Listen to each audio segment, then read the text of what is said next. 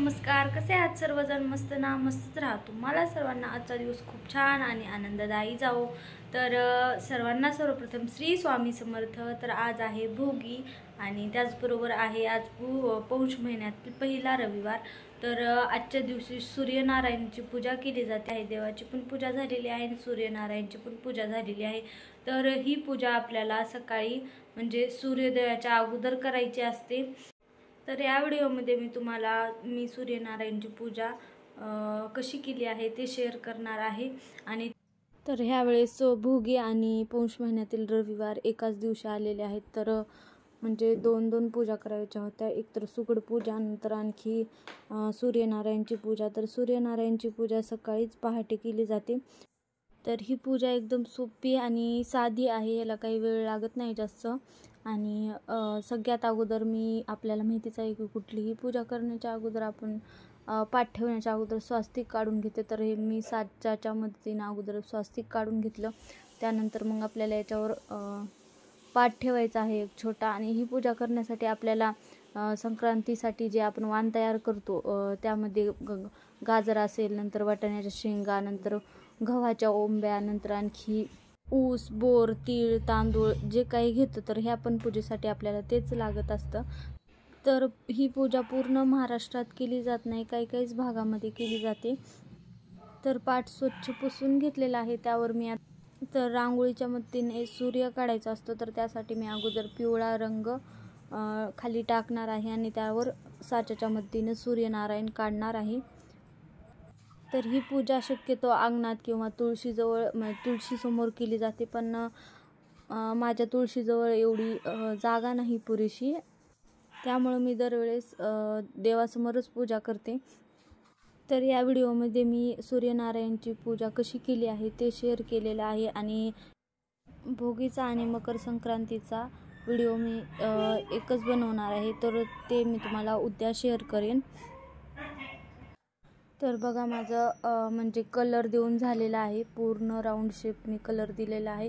त्यानंतर मग बघा हा माझ्याकडं सूर्यनारायणचा मी साचा आणलेला आहे. तर असे साचे आपल्याकडे असायलाच हवेत, कारण की हे असे साचे असल्यामुळं आपल्याला आपला वेळही खूप वाचतो आणि आपली पूजा पण एकदम छान आणि सुंदर दिसते.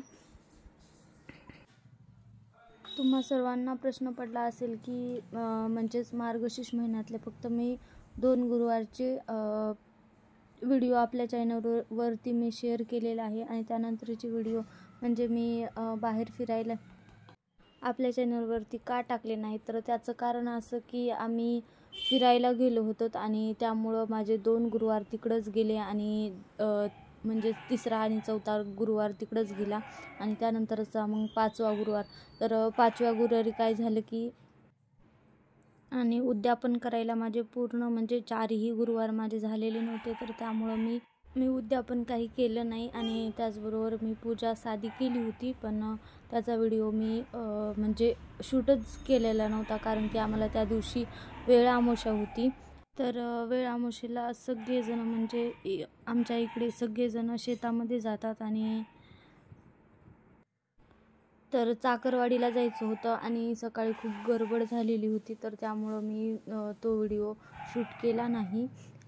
तर त्यामुळं सगळ्यांना मनापासून सॉरी, कारण की मला प्रत्येक वेळी असं वाटतं की म्हणजे ज्यांना पण माझे व्हिडिओ आवडतात तर ते वाट बघत असतील की आज व्हिडिओ येईल, उद्या व्हिडिओ येईल. पण असं होतं की मला तेवढा वेळ भेटत नाही. तर मला प्रत्येक वेळी वाटतं की दररोज एकतरी व्हिडिओ आपल्या चॅनलवरती गेला पाहिजे.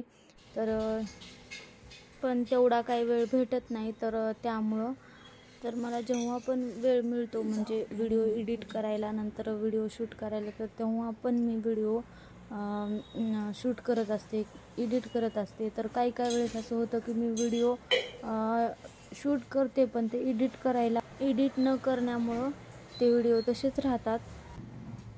बघा तर तुम्हाला बोलत माझी पूर्ण पूजा झालेली आहे, म्हणजे पूजेची मांडणी झालेली आहे. तर आत्ता मला कहाणी तर बघा पूजेची मांडणी किती साधी, सोपी आणि एकदम सिंपल बट स्वीट अशी पूजा ही सूर्यनारायणची पूजा आहे.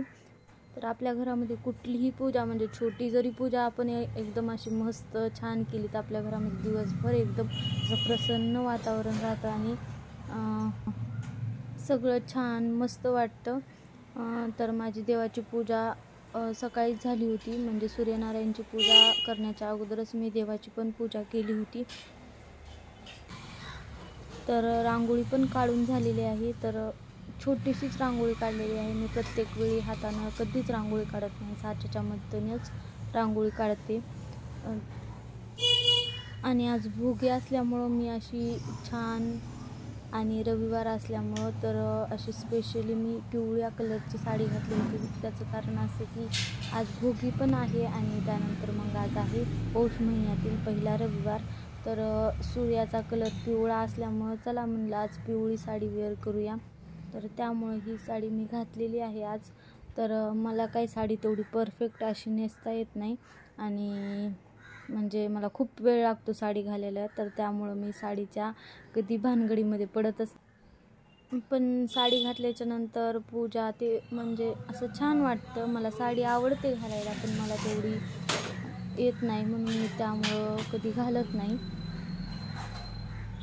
तर बघा, हा कमळाचा दिवा मी इथं लावलेला आहे. तर दिवा पाट उंच व्हायला होता आणि तर दिव्याची हाईट कमी पडायली होती. तर त्यामुळं मी जे माझ्याकडं धूप स्टँड आहे तर त्याच्यावर मी दिवा ठेवलेला आहे. तर दिवा पण लावलेला आहे. तर आज देवाला म्हणजे सूर्यनारायणला आपल्याला तीळ साखरेचा नैवेद्य दाखवायचा. तर हा जो कमळाचा दिवा आहे तो मला खूप आवडतो, म्हणजे सगळ्या दिव्यामध्ये माझा तो फेवरेट दिवा आहे. तर त्यामुळं मी प्रत्येक पूजेमध्ये जास्त करून ह्याच दिव्याचा वापर करते. आणि दुसरे दिवे पण मला आवडतात, पण हा दिवा मला जास्त आवडतो.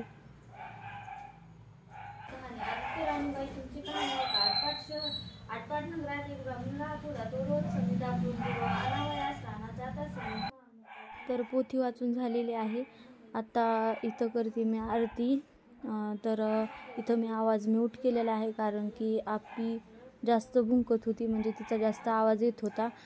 त्या आरतीचा आवाज काही व्यवस्थित येत नव्हता, तर त्यामुळं आवाज म्यूट केला आहे. तर एकदम छान आणि सुंदर अशी पूजा झालेली आहे माझी. मला तर खूप आवडली. म्हणजे माझी पूर्ण पूजा म्हणजे देवापर्यंत पण पोहोचलेली आहे. तुम्ही म्हणाल ते कसं काय, तर जो मी कमळाचा दिवा लावलेला आहे तर त्यामध्ये चंद्राचा आकार तयार झालेला आहे.